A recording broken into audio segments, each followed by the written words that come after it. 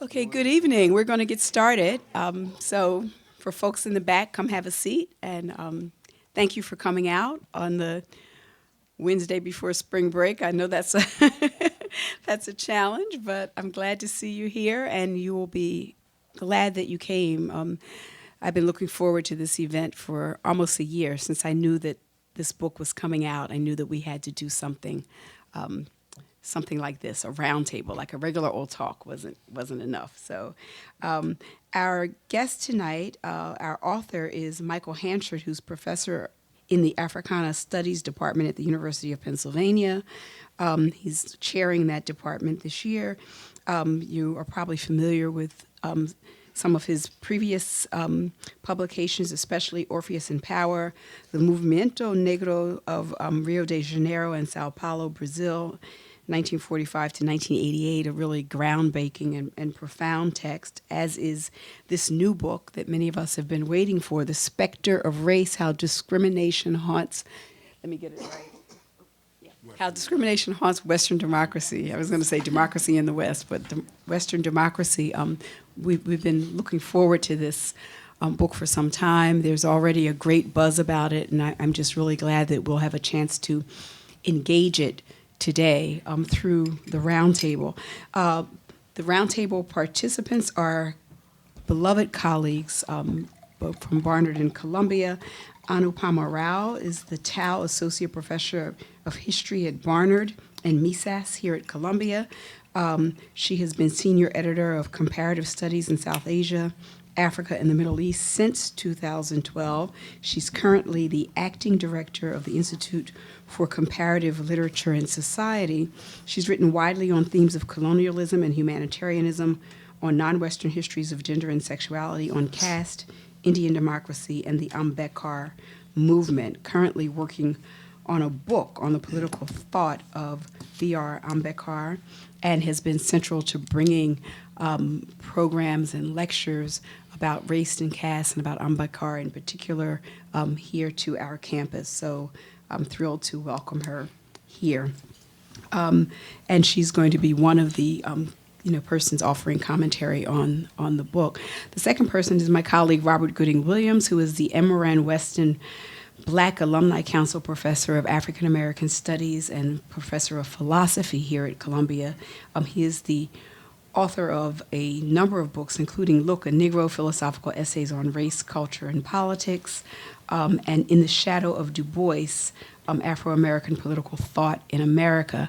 And so they will be bringing their different disciplinary formations and intellectual interests to bear on this book. The way we will proceed is I've asked Michael to do a kind of opening set of comments, introducing us to the text, and then Bob, and Professor Michelle Smith is unable to make it. She's under the weather, so she's not here, unfortunately, tonight, which means that our two speakers have more time than I won't be sitting there like saying, okay, that's it, 10 minutes up.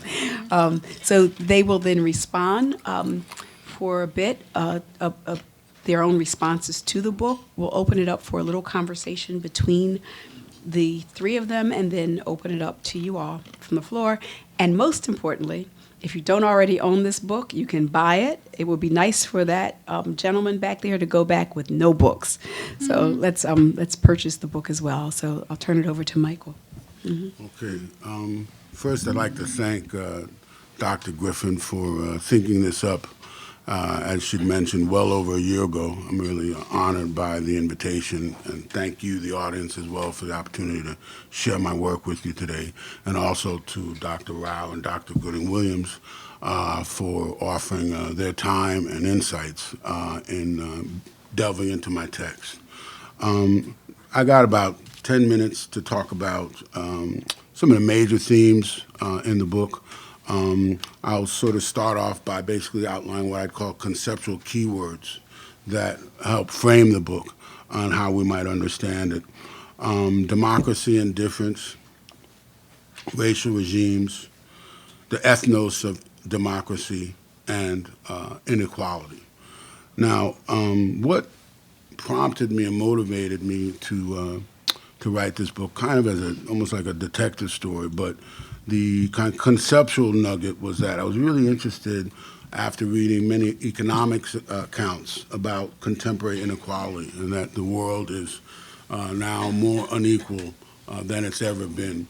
And there are high rates of inequality in societies where the societies are nominally democratic. So I was trying to understand in that what are the political implications of societies that are nominally democratic and at the same time that they seem to perpetuate or generate inequality. Now, most sort of popular discussions, but a lot of scholarly discussions as well, tend to treat democracy in some sort of isolated form and talk normatively as if it were a solution to a range of different problems, particularly a political rule. But what I began to think about was, well, if democracy seems always in some way linked to inequality, could it be that certain aspects of democracy's practice actually generate unequal forms, both in economics but also politically? And that led me into looking at some of the material on classical Athens, particularly the period after the 5th century BC, and to understand the relationship between enslavement, or the institution of slavery, and the practice of democracy. So I want to talk about democracy not as an ideal, but as a series of practices involving institutions, actors, beliefs, and ideological forms. So going back and start thinking about the relationship between slavery, what I call citizenship regimes, the ways in which the criteria developed and changed to disavow or disqualify women from citizenship, to ensure that foreigners couldn't have access to citizenship, led me to say, well, what are maybe some of the contemporary traces of this attitude, but also sets of state practices? And then it led me to the French Republic, the Republic of France, the United States, and Britain. And what I discovered, not so surprisingly enough, are these existence of what I've characterized as these racial and ethno-national regimes, institutions that basically serve to disqualify certain groups and limit their access to the polity. That is to say, the relationship between the governed and whatever form of government that there is, in this case, democratic governance. And also, ultimately, that produced, in some sense, different types of economic inequality. So you can think about something like questions of citizenship now, which for certain populations, if they don't have access to papers or rights to remain in the United States, they often have to take jobs, what we used to call under the table. They often don't have benefits. So there are actually economic implications to these kind of citizenship restrictions. I also wanted to sort of investigate then how important was difference, an idea of difference related to the practice of democracy. And that, as we moved into the era of modern politics, it became clear that in these societies, but also other societies, that there was a myth of homogeneity operative, right? And we can see that in contemporary politics when we look at debates around immigration, particularly on the southern border. And what we're witnessing in some sense is really not debates about immigration per se, because there are far less discussions about the northern border, right? And there's only discussions that tend to focus on certain immigrant populations and not other immigrant populations. So it gives some suggestion that these discourses around immigration have been racialized in some sense. And part of that, I think, if we think about it more broadly, has to do with this idea somehow that nations and nation-states need to be homogeneous, right, in some way, ethno-nationally, religiously, presumed racially homogeneous. When you actually look at the record of the history of the formation of nation-states, particularly nation-states in question, they were always in some way, shape, or form plural societies. That is to say, they had societies with multiple different types of people, particularly imperial nation-states that often had to preside over a range of different nationalities, in some cases in non-contiguous territories, right? So where did this sort of myth or idea of homogeneity come about? And that, too, in some sense, can be traced back to classical Athens. And we find it now in its form in a range of different movements in the EU, as well as in the New World, against certain kinds of immigration patterns and flows, right? So this, the kind of emphasis on homogeneity is what I call in the book the ethnos of democracy. So in some sense, it's in dialogue with the work of Etienne Balibar, who wrote a very important book about now 15 years ago. So We the People of Europe with a question mark. And it talks about the ethnos of democracy.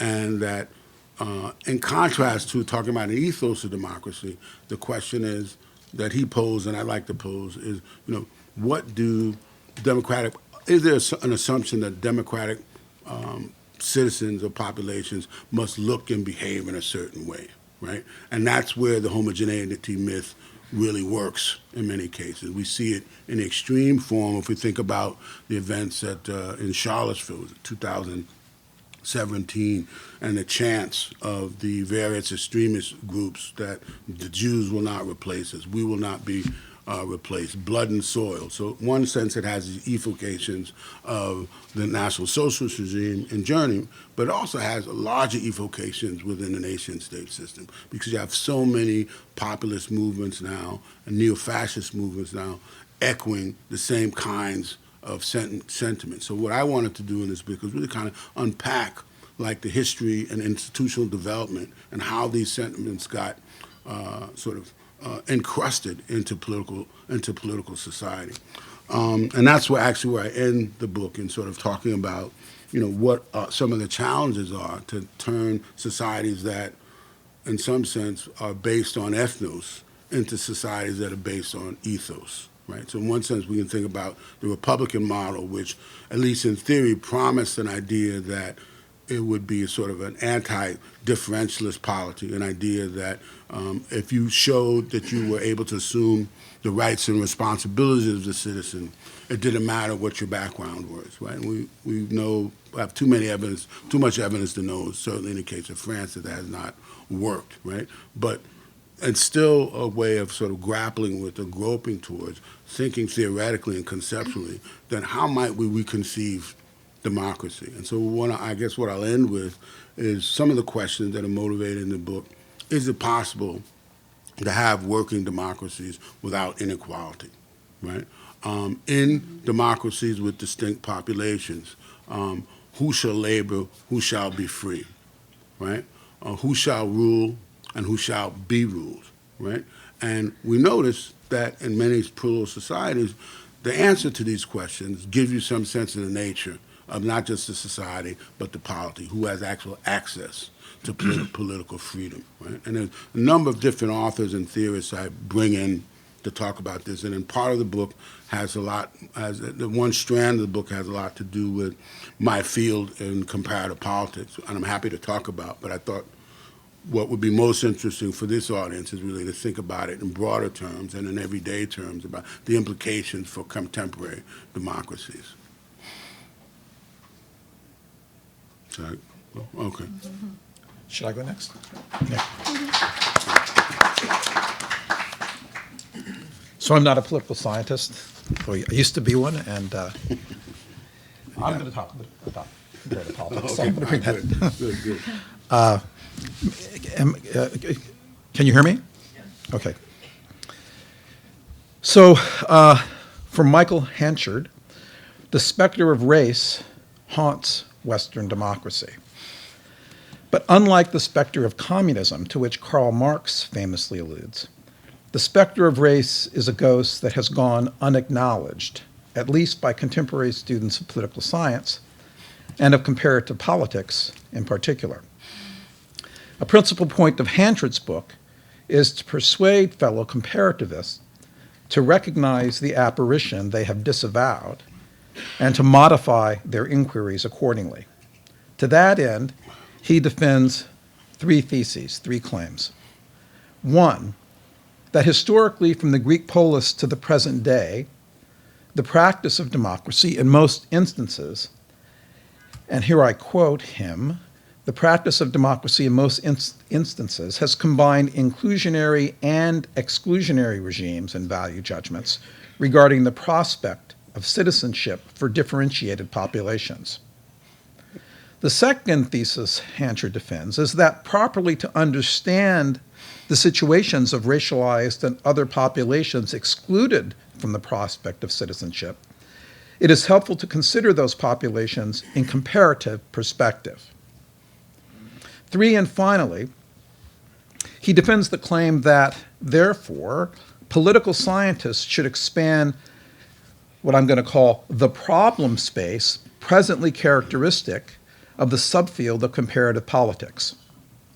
I borrowed the concept of a problem space, the idea of an ensemble of questions that seem worth asking and the kinds of answers that seem worth having. I borrowed that concept from our colleague here at Columbia, David Scott. Hanchard never invokes Scott's concept, but it is apt for my purposes, for it enables me to restate Hanchard's third thesis as the proposition that recognizing that Western democracy has typically been haunted by ethno-national and racial hierarchies should lead comparativists to widen the horizon of the questions and answers, the problem space that orients their inquiries. An important part of Hanchard's book, mainly chapters 1 and 2, is the tale he tells of the history of the discipline of comparative politics, extending from the writings of Edward Augustus Freeman and Woodrow Wilson through the scholarship of Charles Merriam and Gabriel Ullman to the present day. On Hanchard's view, the upshot of this history is, and here again I quote him, is what he calls the contemporary iteration of comparative politics, which, in contrast to earlier iterations, is the most neglectful of the legacies of colonialism, racism, and imperialism within Western nation states, and their combined implications for how students of racial politics examine racial and ethno-national regimes.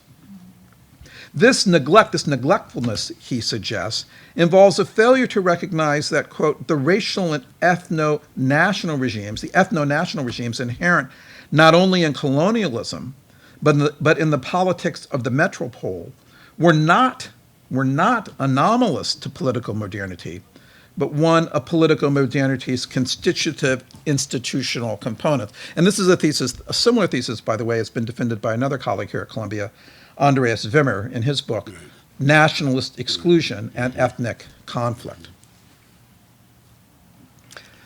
Wimmer's a sociologist, not a political scientist.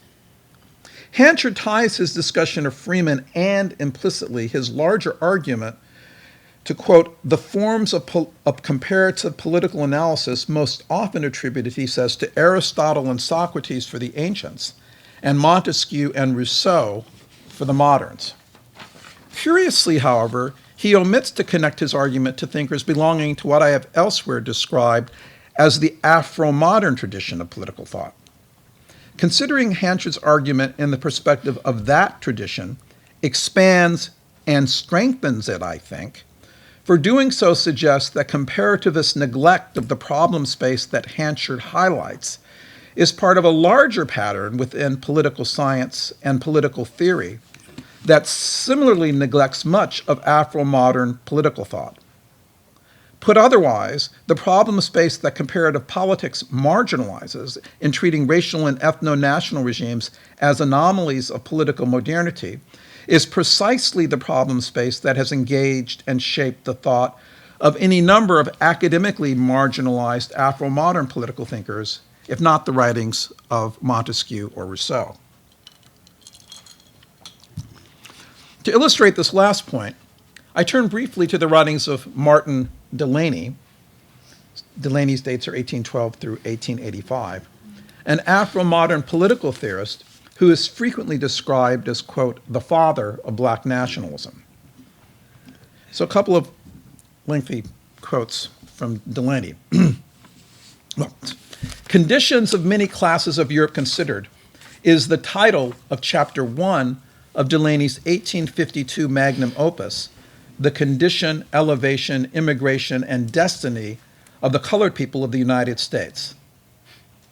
Again, the title is Conditions of Many Classes of Europe Considered. That there have been in all ages, so I'm quoting from chapter 1 of Delaney's magnum opus, that there have been in all ages and in all countries in every quarter of the habitable globe, especially among those nations laying the greatest claim to civilization and enlightenment, classes of people who have been deprived of equal privileges, political, religious, and social, cannot be denied, and that this deprivation on the part of the ruling classes is cruel and unjust is also equally true. In past ages, there were many such classes, as the Israelites in Egypt, the gladiators in Rome, and similar classes in Greece. And in the present age, the Gypsies in Italy and Greece, the Cossacks in Russia and Turkey, the Slavs and Croats in the Germanic states, and the Welsh and Irish among the British, to say nothing of various other classes among other nations. That there have in all ages, in almost every nation, existed a nation within a nation, a people who, although forming a part and parcel of the population, yet were from force of circumstance known by the peculiar position they occupied, forming, in fact, by the deprivation of political equality, and this is crucial for Mike's argument, by the deprivation of political equality with others, no part, and if any, but a restricted part of the body politic of such nations is also true. So that's from chapter 1 of Delaney's book. Let me now turn briefly to chapter 2. Chapter 2 of Delaney's magnum opus is entitled Comparative Condition of the Colored People of the United States. Comparative Condition of the Colored People of the United States. And in it he writes, and again I quote, "The United States, untrue to her trust and unfaithful to her professed principles of Republican equality, has also pursued a policy of political degradation to a large portion of her native-born countrymen. And that class is the colored people, denied an equality not only of political but of natural rights in common with the rest of our fellow citizens. There is no species of degradation to which we are not subject. Reduced to abject slavery is not enough, the very thought of which should awaken every sensibility of our common nature. But those of their descendants who are free men, even in the non-slaveholding states, occupy the very same position politically, religiously, civilly, and socially, with but a few exceptions. Occupy, in other words, the very same position as the bondman occupies in the slave states. I mean, Delaney's argument there is that the political situation of free blacks and the political situation of slaves is essentially the same.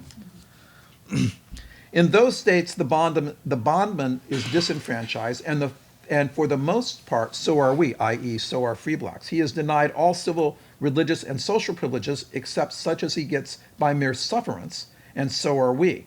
They have no part nor lot in the government of the country, neither have we free blacks again.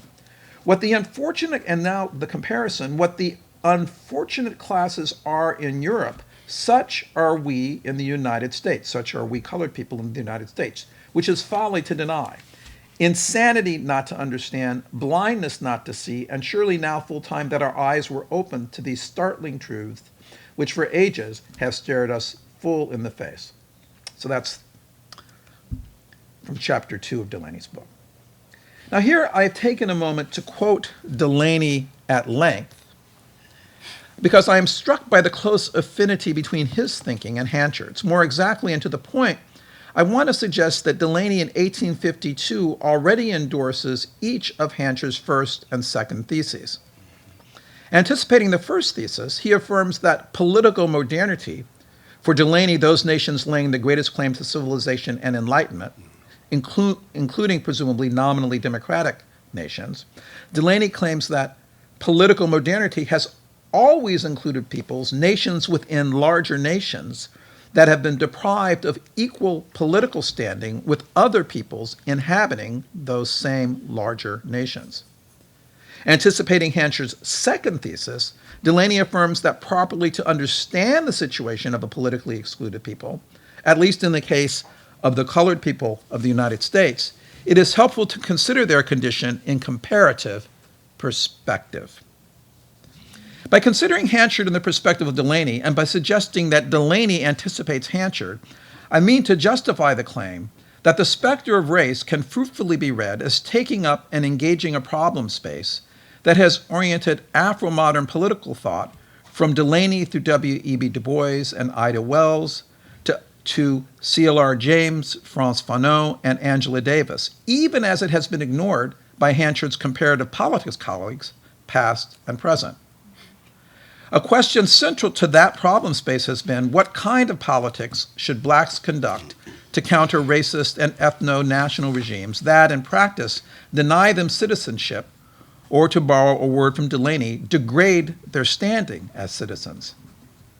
Hanchard declines directly to answer this question, though in his book's postscript, From Athens to Charlottesville, he suggests that the wish to eclipse the need for politics underlies both the ethno-nationalist desire to establish homogeneous political communities and the liberal pundits' desire to establish democracy through the promotion of diversity. On Hanchard's view, these desires, no less than the wish that animates them, are folly. Politics is inescapable, Hanchard believes, and the politics he seems to endorse would advance the ethos of democracy. For Hanchard, democracy as a concept and an ideal at the expense of the racist and ethno-nationalist tendencies of actually existing democracies. What is unclear, however, is what Hanchard thinks advancing that ideal could or should amount to in the wake of Charlottesville. Indeed, if xenophobia and racism are truly integral parts of political modernity, as he appears to argue, one might conclude, as Delaney did in some of his antebellum writings, that a politics meant to advance that ideal is itself folly. Thank you.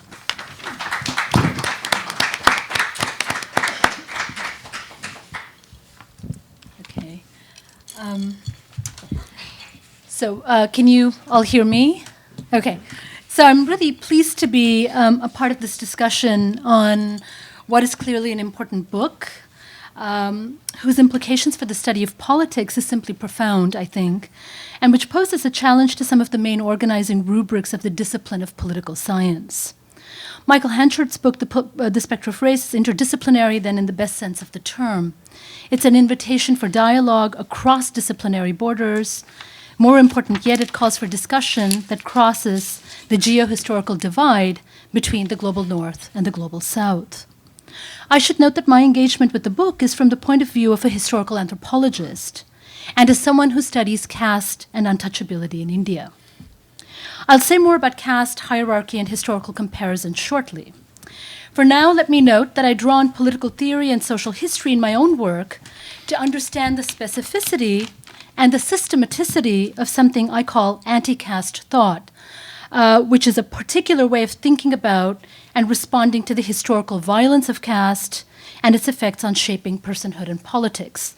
And in that sense, I think I'll be a fellow traveler with Bob in thinking through alternative formations of political theorizing and how we might think about the work of some of those thinkers. So in so doing, my aim in my work has been to deprovincialize caste.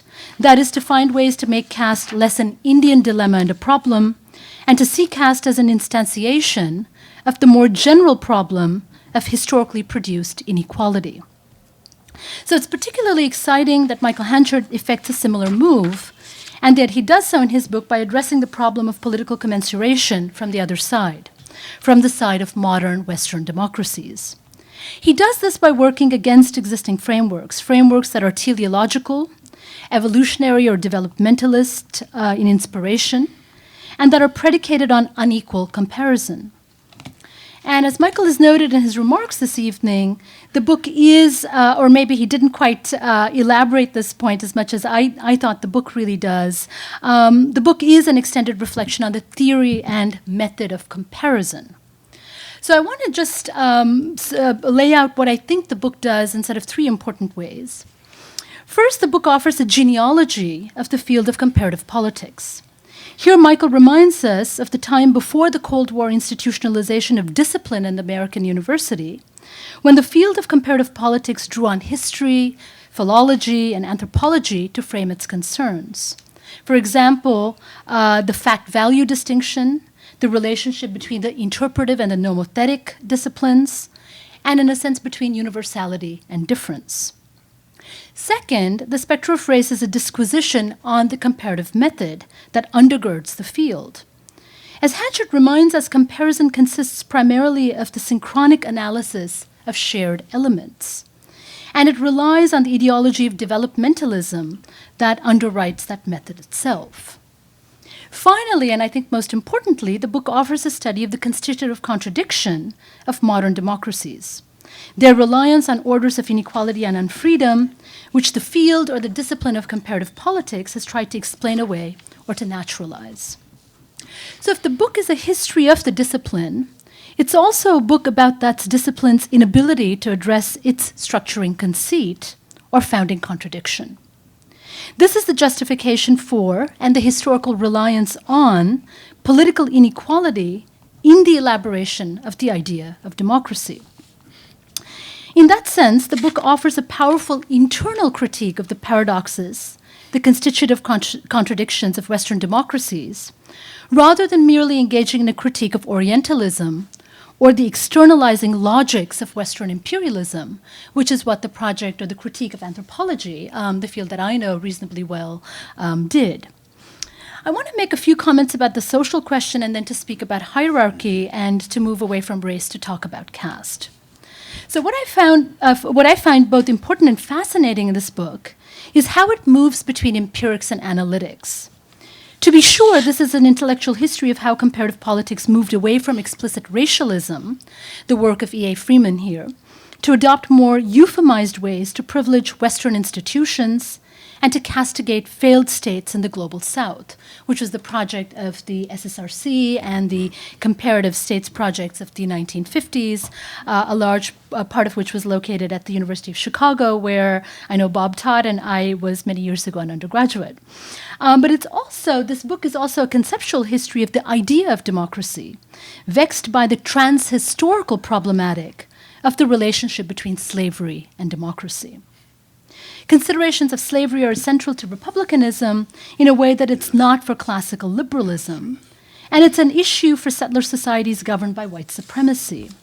And so one of the things I think I'd like to ask Michael about is how he squares the circle in the discussion about France, Britain, and the United States. So when I think about the British Empire and its relationship to, for instance, India and other parts of the colonized world, one thinks through the model of classical liberalism and possessive individualism, the model of slavery and republicanism, which is something that organizes, in a sense, this republic and the French problematic of universal equality, is slightly different. And so I sort of wonder how these two different histories, as it were, actually get sort of resolved. Marx has one way to think through this when he posits that we have British political economy and the French argument about equality that actually comes together in some sense in our understanding of political modernity. But it would be interesting to hear how you respond to this. So rather than Marx, then, Hanchard draws on Hannah Arendt's On Revolution, which devotes a chapter on the social question and hones in on the relationship between slavery, the social question, and revolution. Hanchard notes, and I quote, among the commonalities Arendt highlights between ancient Greece and ancient Rome, and two of the major democratic revolutions of modern politics, the US and French revolutions, is the nexus of slavery and freedom, slave labor, and democratic practice. So Michael's argument here in drawing on Arendt is to argue that the deferral of the social question is key. And he also draws on her very rightfully, I think, as among the first to connect the colonial theater and the technologies of colonial violence with mass death and the internal racism of the Holocaust, and then indeed thereafter to think through this constitutive contradiction of the equality principle, as it were. So indeed, the difference of race and gender haunt the domain of the political in this telling, and they activate the production and the reproduction of inequality as the necessary supplement to the idea of equality. And instead of the stagist account of the slow transition from formal to substantive rights offered by the sociologist T.H. Marshall, or the divide between recognition and redistribution, between difference and equality that one finds in the work of the political theorist Nancy Fraser, for instance, Hanchard argues that the relationship between anthropological difference and political inequality is a necessary one. Or I might put it slightly differently to argue that if the social question is related to the political question, this is because the social is the site for the becoming political of the political subject. That this is the domain of social differentiation, only some forms of which can be activated to become politically salient or consequential. And this, indeed, it seems to me, is part of the longer project of thinking both of the becoming political of political subjects, but the ways in which questions of gender, of race, of caste, and so forth actually move from the space or the domain of the social into the domain of politics, which is itself a historical process, but it's also a contingent one, it seems to me. And the contingency of those outcomes, that is, what kinds of social difference can become politically consequential, is a fact or is a matter that lies in questions of mobilization and resistance. Or to put it differently, politics is subtended by what Etienne Balibar calls the right to politics in some of his earlier work. So I want to go back to this point about the vice versa that I began with, that Michael stages for us from within the domain of Western democracy, a kind of problem space, as it were, this constitutive contradiction between difference and equality, and how we are to actually resolve that contradiction.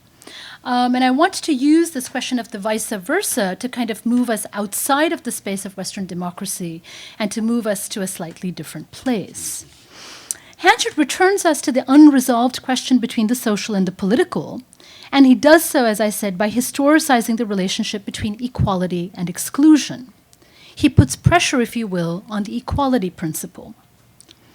I want to use his productive and far-reaching text to take us somewhere else, to a place where the social question and the problem of hierarchy and not equality has dominated scholarship. So I am going to engage in the comparative, the move of comparative politics, but to do so in a sense by thinking through questions of political anthropology, which is one of the disciplines that Michael Hanchard engages with quite strongly, certainly in the first part of the book. So caste's relationship, not to labor, as with the question of race and slavery, but to religion and Hinduism, has meant that caste has been seen as purely social and as a template for understanding hierarchy. Louis Dumont's magnum opus, Homo Hierarchicus, posited a sharp divide between hierarchy and equality, between East and West, and addressed a model of encompassment, as he called it, where the temporal power of kings was swallowed by the ritual power of the Brahmin. So this is actually the flip side of the social becoming political. It is actually the encompassment of the political and the economic question almost completely by the problem space of the social. Hierarchy was thus a way of encompassing the political by the social, and caste society was its exemplar. Here, the elaboration of social difference was total, governing everything from the regulation of sexuality to occupational order, legal identity, and social recognition. And this indeed was a model of the subordination of political power to the society of status. Dumont's Homo Hierarchicus was meant to be read together with its companion, From Mandeville to Marx, which was written in 1977, because together they outlined two distinct yet complementary models of socio-political organization, and this was indeed Dumont's argument.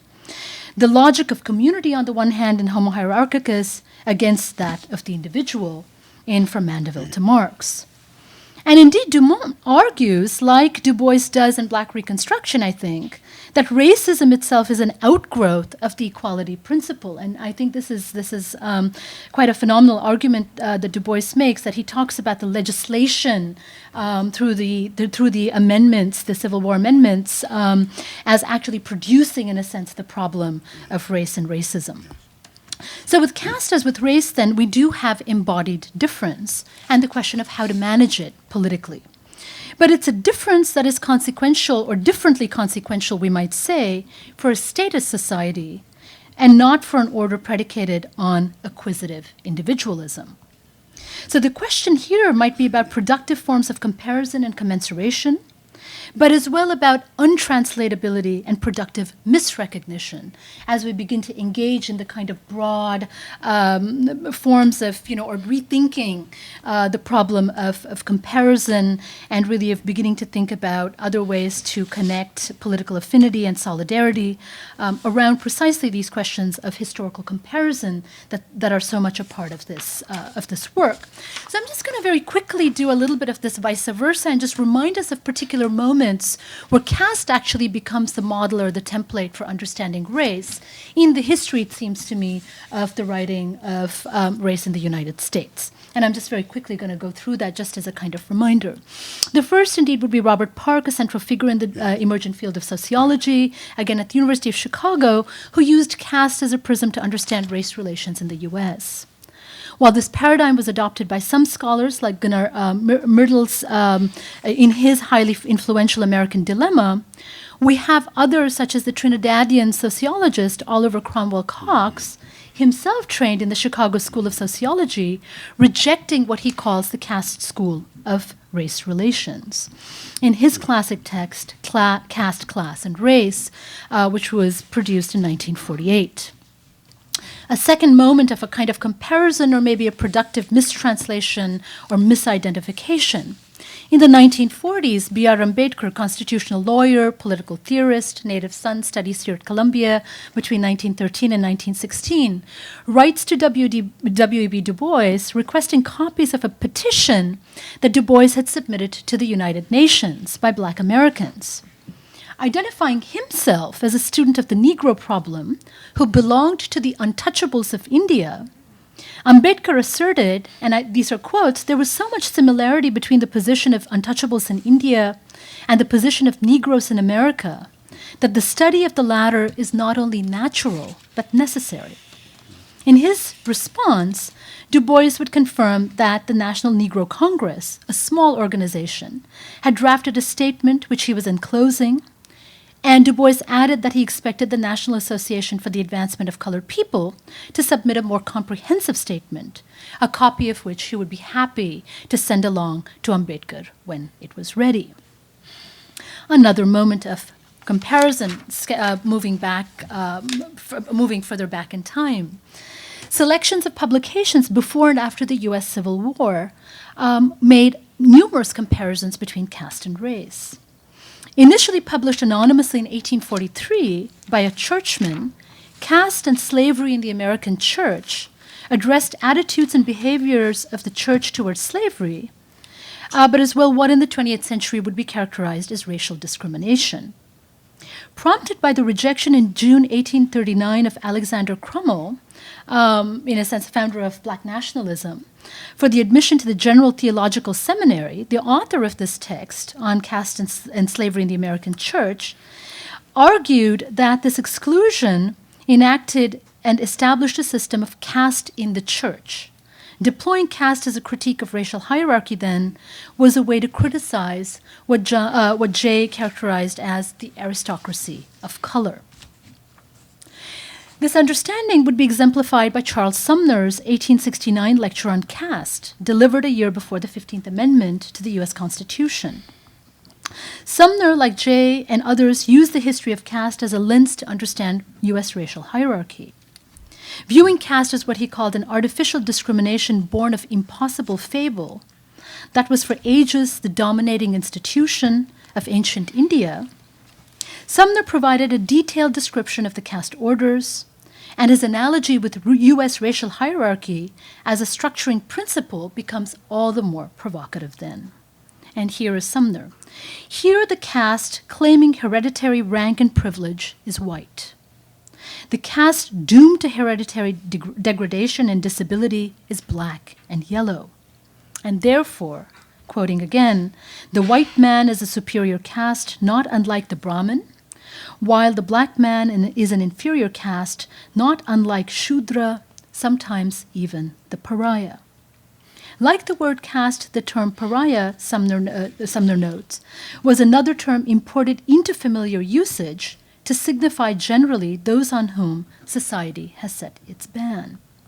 And then I could just briefly mention the international journal Anti-Caste that's published between 1888 and about 1895, which again draws very importantly on caste as a way to begin to think about racial discrimination and to begin to think about this and to begin to understand race as a very complex form of inequality that is both economic and extra-economic. And I think this is one of the issues that Michael Hanchard really pulls on or draws upon in his book. And then I just want to mention a couple of other comparisons that went the other way. One would be the radical anti-caste activist Jyotirao Phule, who draws on the model of Atlantic world slavery of white and black to mark a historic conflict and a primary contradiction between Brahmins and non-Brahmins, between intellectual and manual labor, between Aryan invaders and autochthonous peoples. And B.R. Ambedkar himself, a constitutional lawyer and a thinker of radical equality, who compared the untouchables' position negatively with that of the slave, because he argued that at least the slave was engaged in value-producing labor.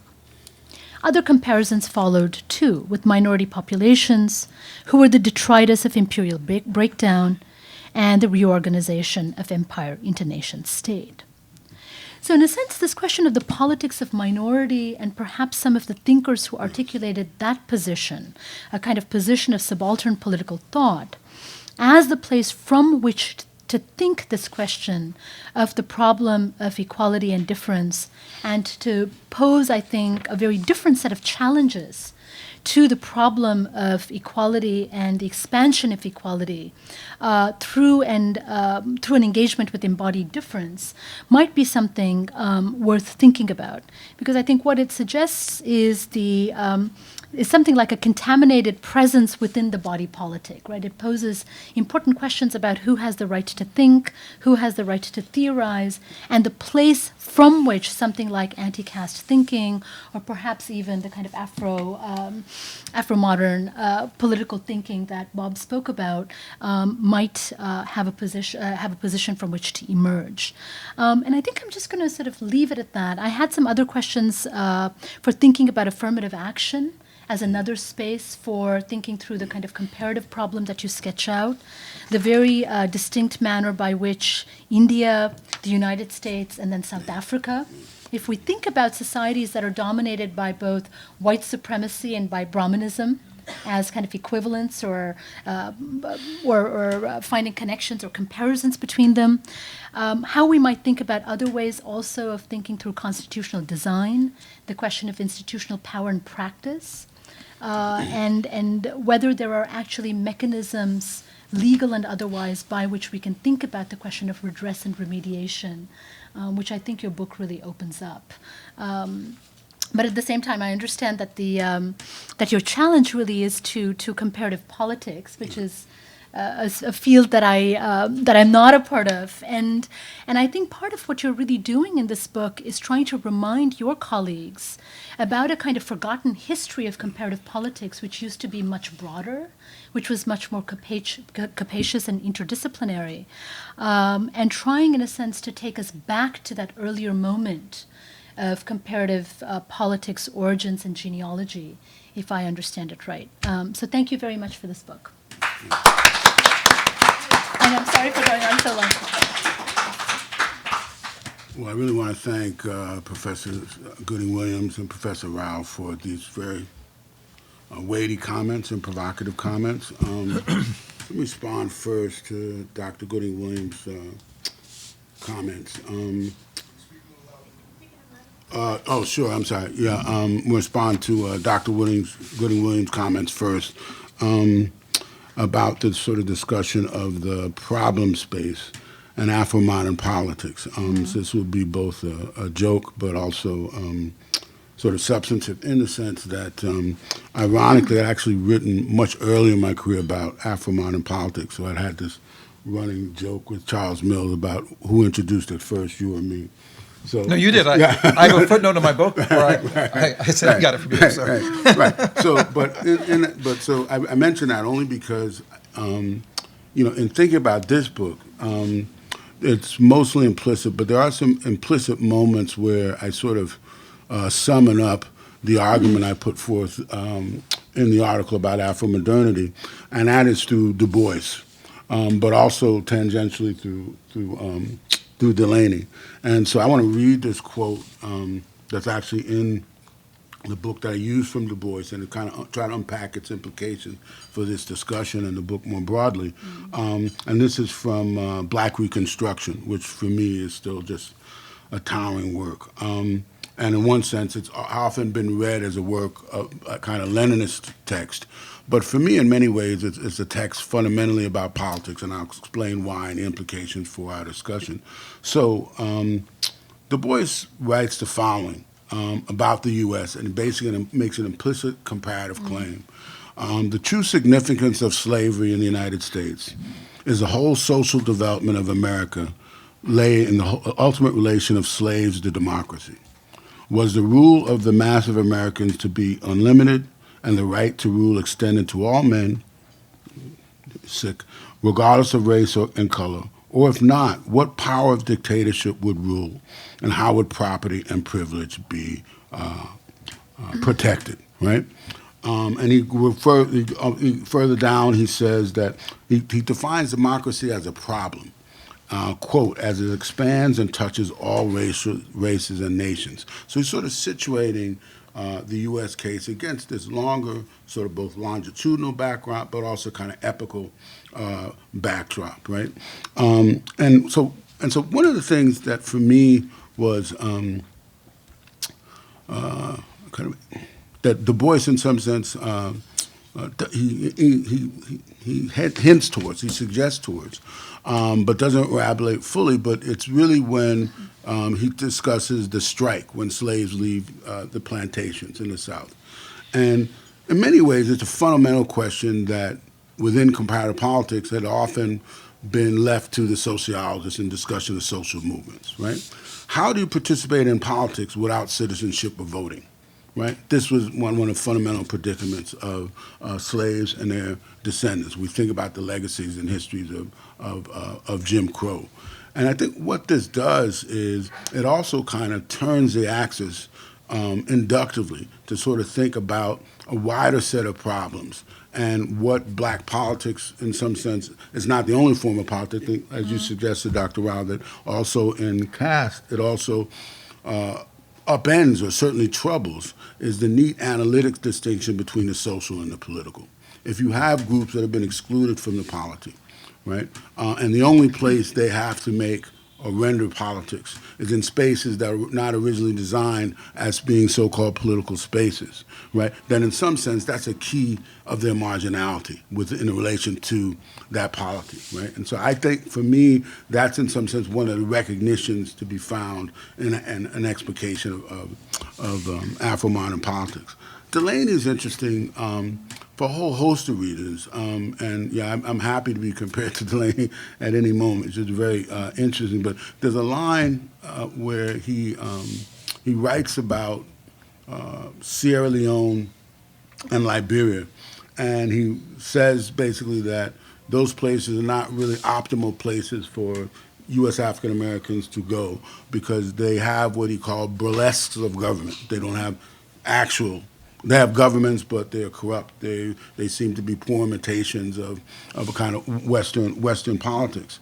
And so it's clear that, what Delaney's sort of groping towards is not just a kind of territorial space, but a virtual space for politics. Where can Afro-descendant populations sort of have a nation state of their own, not just be a nationality, but be represented by a state? And this has been one of the sort of motivating principles of various forms of Pan-Africanism, but also more underlying of nationalism itself, and nationalism not just of Afro-descendant populations, but a range of what Engels would refer to at the end of the 19th century as the non-historical nations, right?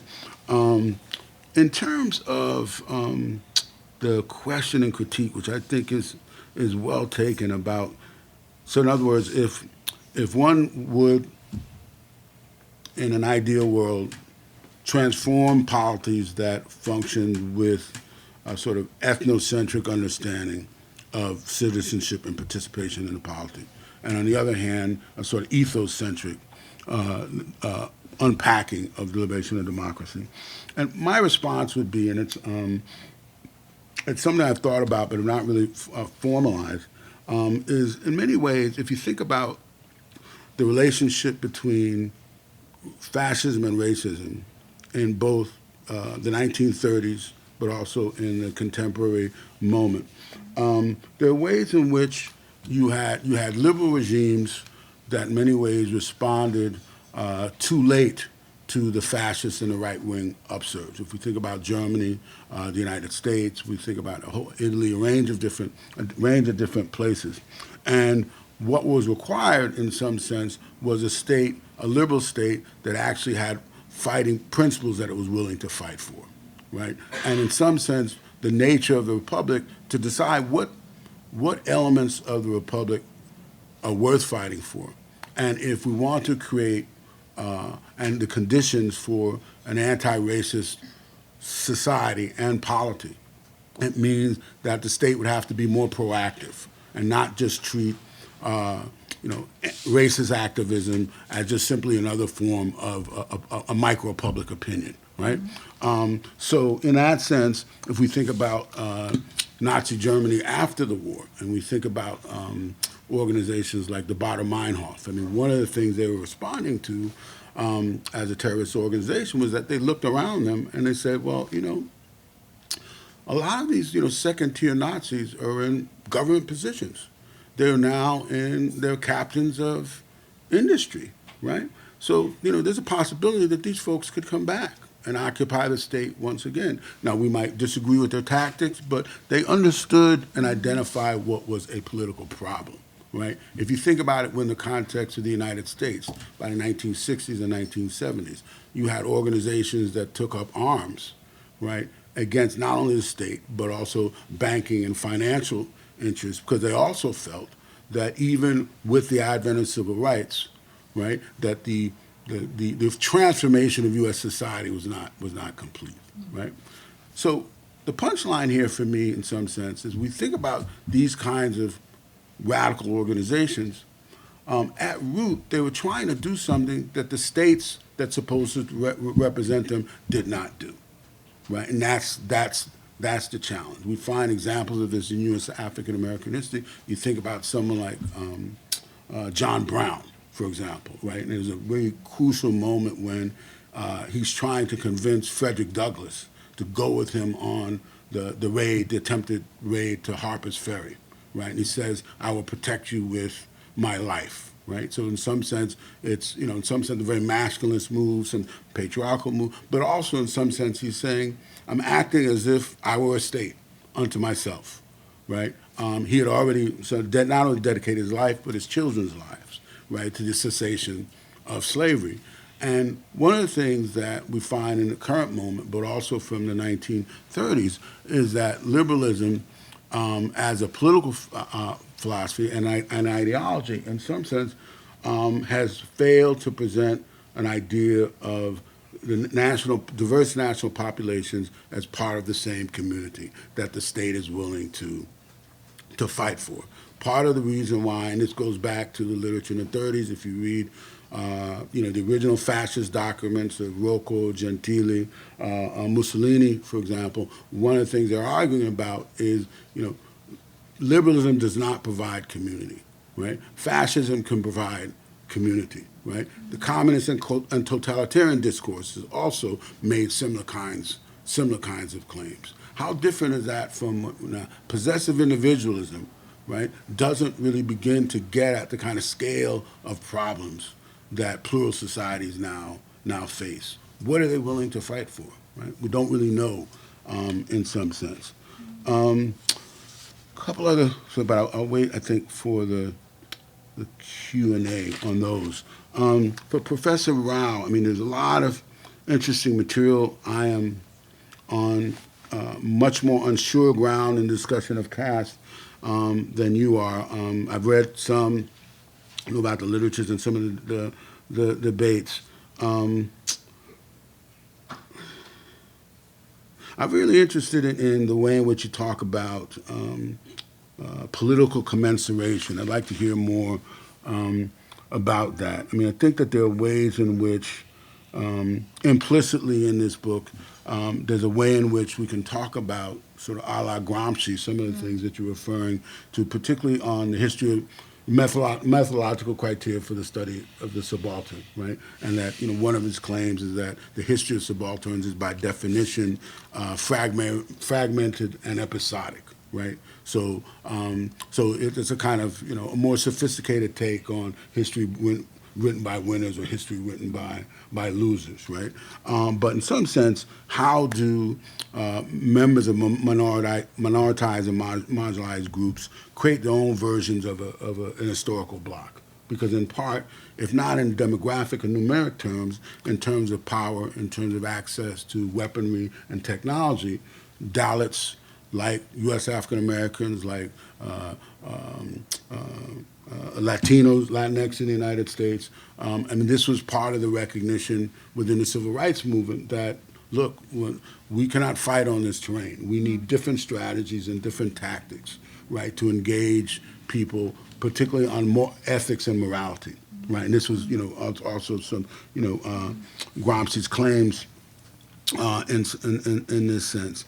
One of the things that, in a more speculative fashion that got me to thinking about your comments was, if we think about somebody like, not just Ambedkar, but in context, and we juxtapose Ambedkar and Gandhi on the one hand, and Mandela and Stephen Biko on the other hand, in Ambedkar's discourse, there's certainly a discourse specifically about Dalit rights and Dalit recognition and the need to develop a kind of Dalit consciousness that's also freed from the self-hatred projected on them by the upper caste. Biko, put forth an idea about black consciousness that in some sense got overrun for a certain period by the ANC's discussion of non-racialism, right? And what became interesting when the ANC took over power in the transition from apartheid rule to sort of emergent democracy was that in the eyes of many South Africans, particularly poor black South Africans, not much had changed. And one of the issues that came up was particularly during the mining strike and riots, where the ANC authorized the shooting and killing of the miners, right?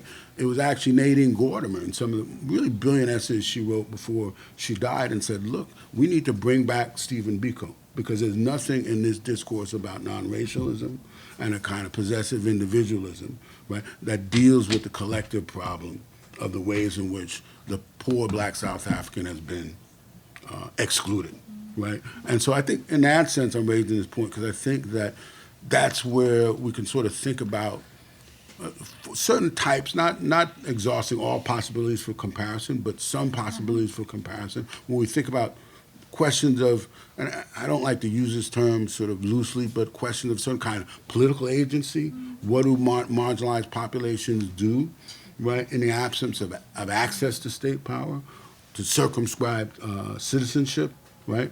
What Philip Pettit in Republicanism refers to as non-arbitrary, right? Non-arbitrary forms of power, right?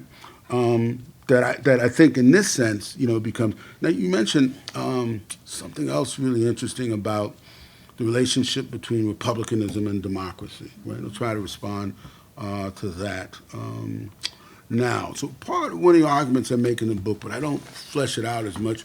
I really only started really trying to pursue the logical extension of it after I'd finished the book, is that because part of what people associate in the kind of contemporary everyday parlance, but also many scholars, particularly liberal philosophers, is they tend to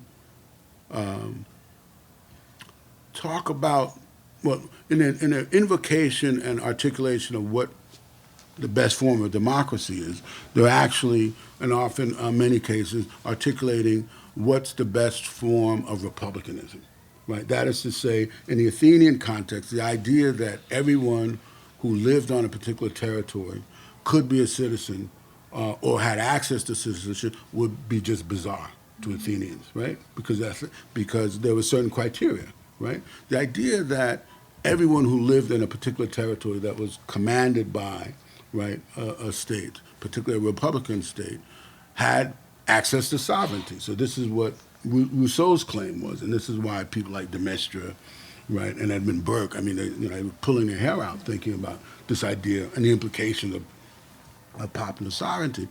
When we pull it out even further, I think what is interesting is that the extension of republicanism and the limitations of republicanism when it came to questions of slavery and racial hierarchy, right, also pushed the question even further, right? If we're talking about republicanism, what do we do with the slaves, right? I mean, this was a key question that, embroiled the National Assembly in France during the period of the Revolution. On the other hand, when we think about de Maistre and Burke, their critique was also, well, if you relieve these kinds of status quo orders, it would lead to political chaos and entropy, right? And so I guess in sum, what I'm saying is more formidable states, if we had regimes of politics, particularly in liberal Republicans, that actually stood up for the very values that they proclaim, right, and also understand the limitations of possessive individualism, right, then there could be ways to make these ideologies that have been persistent over the course of several generations now less attractive, right, to people who are marginalized on the bottom, but people who think through racial, ethno-national hierarchy that they should be privileged, but they're not. You follow me? Yeah. Okay, I'll stop there. Yeah, sure. Open it up to Go away. questions, comments from the audience. I'll moderate that part. Thank Excuse you. me. Thank you. And Sharon is going around with a microphone. Great so- comments. Well, Sharon's not. She delegated that responsibility. Yeah. Questions, thoughts, comments?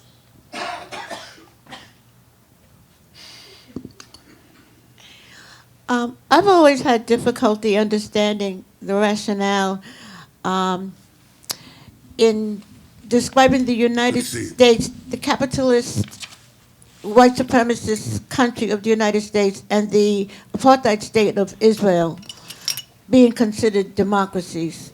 I've been struggling with this for decades. What qualifies them? What justifies describing them as being democracies? It's just, where's the evidence? Where's the proof that these are democratic societies? Maybe I need a different lens to look through, in order to understand why this country is considered democracy, why the apartheid state of Israel is considered democracy. What am I missing? What do I need to be looking at as evidence of it? Yeah, well, how I would respond, and other panelists can respond as well, is, it's a weighty question. I think that part of the reason why you express it as a kind of dissonance, right, is because the assumption is, in your perspective, is that democracy is supposed to be what I would call a kind of have a horizontalizing effect, that everyone living in a territory, right, would and should have access to it. And also slavery, which is such an unjust system, should have no place in a democracy. What I'm suggesting in the book is that, in fact, democracy has always been, right, connected to these very, very unequal laboring regimes. And not just slavery, but coerced labor, right? And one of the things, if you read, for example, the end of the last chapter in Volume 1 of Capital, when Marx talks about the dawn of the industrial capitalist, and he gives this description, which is pretty amazing description of what he thinks characterizes the age and the development of capitalist industry. And there's a point where he talks very distinctly about native conquest in the United States. He talks about child abduction and theft in the textile mills in the city of Manchester, alongside the hunting down of black skins on the west coast of Africa, right? So he's saying this is a political economy, right, that takes advantage of all of these things, right? And so should there be really any surprise? What he posed as an alternative, however, we also know has not come to pass, but the critique, right, in some sense, resonates in the current day. What is it? How do we think about in a place like the United States, sweatshops? How do we think about human trafficking, right? There are a whole range of practices, right? How do we think about labor in prisons, for example, right? Right. So all these sorts of things, I think, are wrapped up. And in some ways, the question becomes, what we distinguish liberalism from a philosophy, from an ideology, and a political economy, right? And this goes back to someone like J.A. Hobson, right? So in 1902, he writes and he excoriates the British liberals, right, because of their turn to slavery, right? And basically setting down all their moral and ethical principles for capital. That's great. Other comments, questions back here? Hi. So I'll make a quick comment just to defend my subdiscipline, and then I'm gonna ask a question. So I think you're slightly unfair to comparative politics. I think that you're correct that a lot of studies of democracy tend to be very empirical, and so they don't think deeply about what democracy is, but they focus on sort of the correlates of democracy, and so miss some of the deeper issues you're talking about. But as your colleague here mentioned, I mean, we do have a very strong tradition in comparative politics of thinking about nation building and nationalism, and as the work of Andreas Fimmer points out, I mean, there is a very strong recognition that the inclusion that nations allow has to be built on exclusion by definition. So I think that's a little unfair. But the more important question I want to ask is the place where you ended. So you ended with this kind of talk about fascism and community and the problem of pluralism. So I wanted to ask you if, based on this fabulous book and your deep thought about it, what you think about the potential for democracy in plural societies. Obviously, we don't want to think that democracy has to be based on ethnos rather, that it has to be based on some kind of racial, religious, ethnic, communal homogeneity. But it does require, as you yourself have said, some kind of shared sense of community and commitment. So if it's not going to be built on all of these things that we don't think are good or even practical, what do you see the alternative going forward as being, given that the past is not something we want to recapitulate? Sure. Okay, so let me respond to the first part. I don't think I'm being unfair for the following reason, but it's fine to disagree. What I'm writing specifically in the book about is the relationship between race as a modality of difference and comparative politics. And what I don't write in the book is also a kind of professional reproduction of this neglect. When earlier on in my career, many of my grad students who would submit articles to comparative politics journals and be written back, race has nothing to do with comparative politics, right? Regularly, routinely, for at least 2 decades, right? And so part of what I'm trying to do in unearthing and rendering more explicit this prior history that's also neglected I'm not interested in a kind of counterfactual tale. Well, what happens if this were people recognize this earlier? My concern was, well, what happens if we sort of juxtapose, right, the understanding comparative politics has of itself, right, the sense in which we can. I'm reifying it at some point, right, but to what extent we can this omission and what are its implications for how we study and think about comparative politics, right? I hope that answers the first part to the question. The second part is, as I said, it's something that I am grappling with, and I think that part of the challenge becomes to think about the detritus of political endeavors that have sought to supersede a political lexicon of vocabulary, right? And so many of political movements have attempted to offer a third way or a distinct choice, right? So in my sort of somewhat, heterotopic or close to ideal world, it would be, some combination of at least a kind of a social contract, which would include social welfare benefits, which would include, which is not what we have in the United States now, the kind of, which is basically the socialization of risk and the privatization of profit, right? And so perhaps I'm revealing some sort of Marxian, Gramscian sort of underpinnings to all of this. But the question becomes, which, like I said, I don't have a full answer to, but, how to render societies more just, right? And this is a question not just for Western polities, but for most places in the world. Could I add to Sure. that, actually? Because I think this is a really interesting question, and I want to kind of pick up on where you ended, that, this is not just a question for Western democracies, Right. but it's a broader question Right. of how we think about the project Right. in a sense of social justice. And I guess the question that I would want to also turn around and ask is, what difference does it make whether we think from the perspective of equality or from the perspective of difference? Yes, yes. In actually thinking through the question of pluralism and democracy.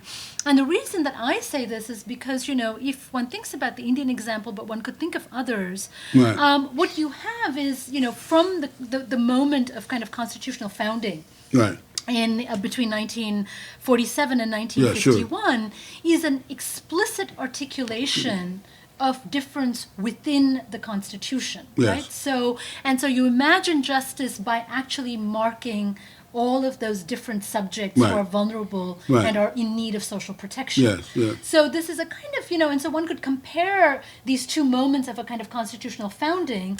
One would be the kind of, the minimalism, you might say, of the U.S. Constitution, right, where the minimalism is meant to be capacious because it's predicated on the notion of the unmarked individual. Or you could think about the constitutional founding of post-colonial constitutions. One could think South Africa, one could think about India too, Yes. where the moment of founding is actually about putting in place an explicit set of policies of how you would do justice. Yes. Right, so one is always struck because, Indian affirmative action actually specifies the kind of outcomes that are desired, and not just, how we create a level playing field. So the question of historical redress and restitution is actually part and parcel of the constitutional design. Yes. So I think this is just sort of going back to this question of, how does one think about the question of pluralism if one actually thinks from the question of difference, which is always a bad thing for anybody thinking about Western democracies. Oh my God, this is particularism that's in the midst of, a kind of notion of universality. But what if we kind of flip the script in some sense and thought from those other spaces where you explicitly mark difference in order to think the project of social justice. And these seem to be two very different ways, actually, of parsing this question of pluralism and democracy, right? Two very different sets of historical outcomes, probably also. These are great comments. Well, I guess I don't want to leave the impression that I am, when I'm talking about ethos of democracy, that I'm talking about colorblind societies. Right, or societies without gender, without ethno-national, or difference, right, modalities of difference. My concern is, and what I was trying to track in this book, is when certain kinds of nodes of difference become politically salient, and then what are their implications. I think part of, and I could be wrong in it, but I think part of the temporality embedded in what you'd call a post-colonial constitution is that many post-colonial sites have had the opportunity to, in some sense, evolve from, and mark out distinctions, vis-a-vis their Western counterparts. So if we think about in the Caribbean, for example, most of the, most Caribbean nation states have some version of a model, out of many one people, because in the colonial context, it was already recognized that these were profoundly plural societies. So the idea that you have some homogeneous population that's the basis not only of demography but of politics, right, just couldn't be upheld without significant modalities of violence, right? So if we think about the earliest formulations of pluralism, Furnival, right? So he sort of, travels through South Asia, and then his claim is they mix, but they don't mingle. The only commonality they have is the marketplace, right? I'm thinking here about the work of someone like Daniel Allen, who at least is trying in some sense, using certain sort of principles around ideal speech to spark conversations that will lead to an idea of pluralism that's more than just market-driven, right? Or that people go into their sort of separate enclaves and there's no other binding, right? So in a place like the United States, how can it be that, you have people who will root for their sports teams, right? And then go home with, the same prejudicial attitudes they had before they got to the game, or they root for black players or Chinese players or something like that, right? These are some of the contradictions. What does it mean that some idea of a plural society can be built in certain spheres and not other spheres, right? Is another challenge. Want to get to Frank? Sure. I think there was a hand up. But thank you for the question, sir. Hi, thank you for this discussion. I have a completely different kind of question. It's a bit autobiographical for Mike. So I was wondering, I see evidence of your earlier work in this book. Yeah. But I was wondering if you could speak more explicitly about, beyond this discussion of the interventions of comparative politics, which strikes me as being really important, but given what Bob was asking about Afro-modernity or Afro-modern thinkers, given your own work on Brazil, Right. Think about racial democracy in the Latin American context. even Guillermo Aldano shows up in here, which is Yeah. interesting. So I was just wondering if you could speak explicitly about how you arrived at this project, aside from making the intervention in comparative politics, and how those sensibilities in earlier work informs the work you did with this book. Yeah, so To help folks who maybe don't have. Sure. People who know your earlier work, but Yeah. I know your work in a slightly different kind of way. Right, no, So sure. I'm very excited about this intervention you're Yeah. making, Yeah. but I see the evidence of your earlier work in this book too. So let me ask you a question. What's the evidence you see? I would see help it me. in just your references, right? So we go from Du Bois to O'Donnell to Freeman. Freeman is an interesting Right. figure that I'm Right. learning about through this book, right? Right. So just the sweep and the kind of the ways in which you move in and out of different historical contexts, right? Right. That also imply a kind of that you're conversant in kind of third worldist, Right. non-U.S., non-Western political traditions, right? Right. CLR, Eric Williams. Sure. That's what I see here. But it's kind of baked in a different way in this book. It seems to me.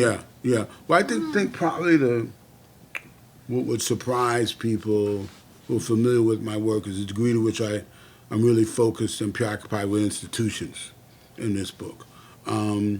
And I think people who read Orpheus and Power, sometimes uncharitably, were, on the one hand, suggesting I was focusing too much on cultural questions and not on politics. And part of my argument was, well, it's within the society itself that, because of authoritarian rule and also the way in which the race question was ignored, they couldn't really talk about politics. So where were the spaces that, in fact, they tried to articulate a politics? So much in the same when we think about, I'm saying the social versus the political distinction, we can think about the relationship between politics and culture, right? So Gramsci's got this phrase where he says, as societies grow more authoritarian, the relationship between politics and culture become insoluble, right? Right? And it's normally, my sort of pet theory and peeve is that you mostly, in the discourse about politics, scholarly or otherwise, it's the marginalized who are often associated with cultural production, right? As if capitalism is not a form of cultural production in certain kinds of ways, right? So, so I think it, in many ways. In a moment, I think it's my best work, and that enabled me to sort of pull together things that were more inchoate or sort of, but I was reaching for things, and I think in this book I was able to pull them all together.